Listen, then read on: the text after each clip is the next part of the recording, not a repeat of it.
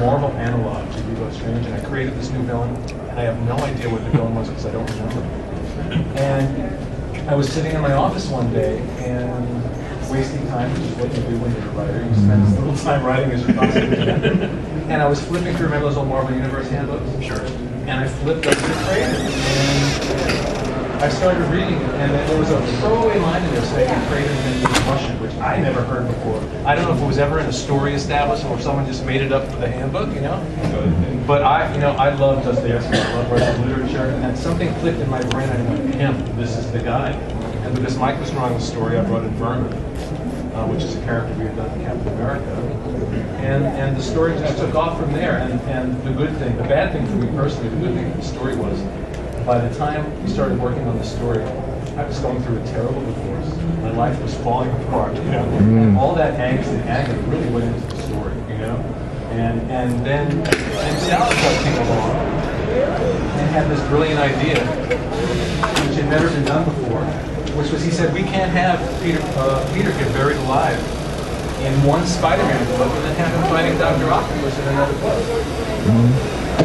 So why don't we run it through all 3 books for 2 months? No one had ever done it before. I give it to him. And it was the perfect way to tell that story. I mean, took it from there. That's the short version. Not everyone. On the class.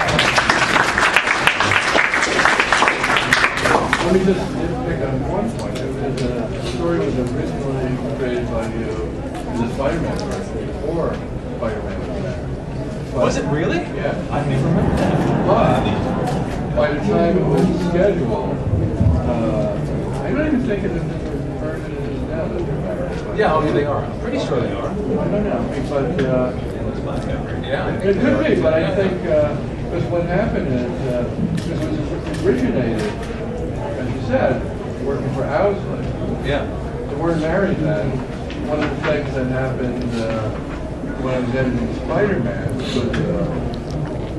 to be very confusing and crazy at times. Jim Shooter literally one day in the hallway, so I was already editing Spider-Man, he was running away. And I was like trying to figure out what to do, and you know, like editors like to have sometimes some sense of direction or, you know, what are we going to do, you know, make it as exciting and as interesting and as compelling as possible. And Jim Shooter, who was the editor-in-chief, stopped me in the hallway, and it seems like so many momentous decisions at Marvel sometimes are made outside their men's room or in the hallway. The hallowed halls or in the men's room sometimes. And, well, that too. And he said Stan Lee was thinking of getting Peter and MJ married in the comic strip, and he thought it would be cool. You know, he didn't want to do that unless it was in the comic books as well.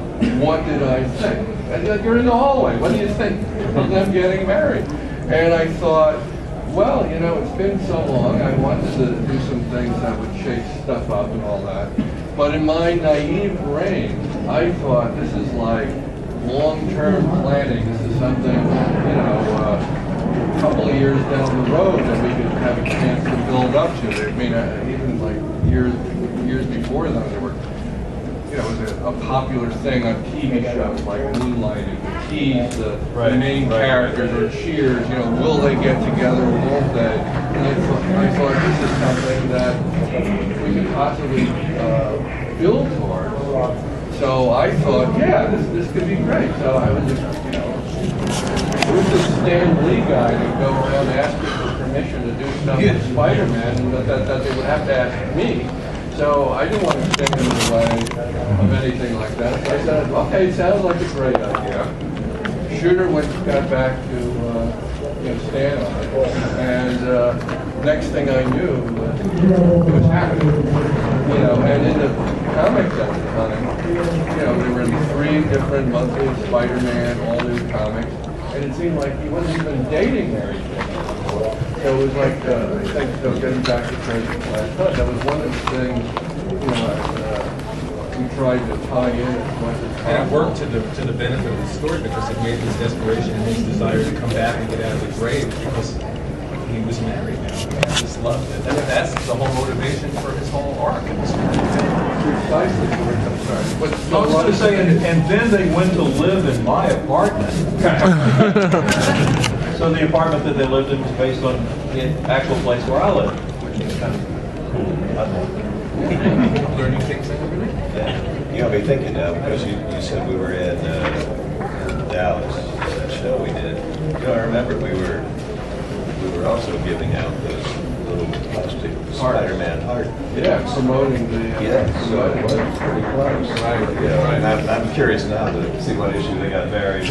I think they might have gotten married like a month before or something like that. Yeah, really close. So we might have been the first post-marriage story. Yeah, it's really true. I don't know, because I'm thinking. They were living in the same apartment, and they were carrying on in that apartment. Yeah. I hope they were married. Sometimes I get back from being away and the place was really a mess. Women everywhere. Well, it was interesting. I mean, very minor details in this is like, I mean, I think the whole story technically was approved by the Comics Code Authority. Which someone asked me that, and I'm actually, in retrospect, I'm astonished that it was ever approved. Well, I mean, I think literally one of the splash pages, and if you have this, I can show it to everyone. Spider-Man, Peter Parker is literally nude. Yeah.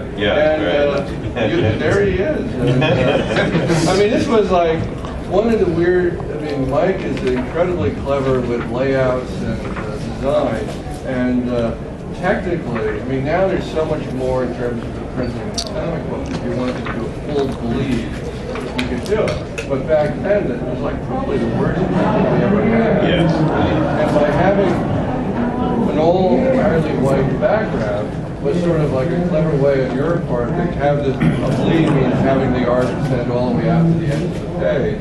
So there's a lot of, very clever things done that really work in, selling the story and making it as powerful as possible. And a lot of it, to respond to what you were saying, was in the wedding, like where it was now. But, I just think, from my point of view, I was very, very lucky. I'm still thinking it might have been before the wedding, because one of the things I wanted to do post-wedding at that point was, I don't want to read it and see what's going on.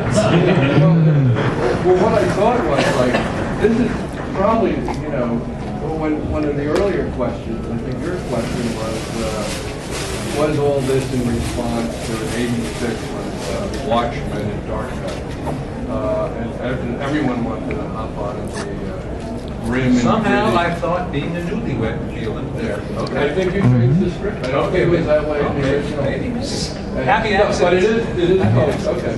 But so what my thinking was, after getting married and then going through that, I wanted to have like a honeymoon period with Peter for a while, because his whole career has been as and I think yesterday there was a panel on 17 days, whatever the Bronze Age, and they were asking the darkness question, and I said, everything I tried to do was to resist that, and yet, I said I probably was editor on probably the darkest Spider-Man story ever published, but everything I did for it after that was trying to move away from just the darkest aspect of it and going back to the red and blue costume and trying to get Spider-Man to be as much Spider-Man as possible. You talk about accidents, though. Even the fact that he was in the black costume at the time was pivotal to the tone of the story. Exactly. If he had been in the other costume, it would have fought the tone a little. Yeah, I've always said that too.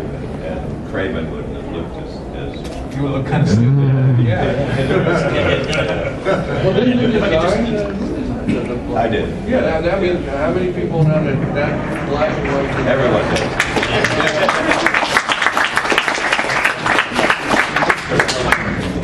If I can just interject for a second, we're all talking about these little things, Spider-Man being married, and kind of what it is to be Spider-Man. I mean, on a very surface level, that's what Craven does. It's really all about, right? It's a beautiful symmetry. From the Blake poem, Tiger, Tiger, burning bright in the bars of the night, more than that. Or I can frame thy fearful symmetry, which is a poem about an artist trying to depict a tiger. And it's not really a tiger, but what does it mean to be a tiger, and then how can a poet describe it or an artist draw it and paint it. So for everybody here, this really is, unless I'm totally wrong, please correct me, it's a story about what Spider-Man is, and it's very much also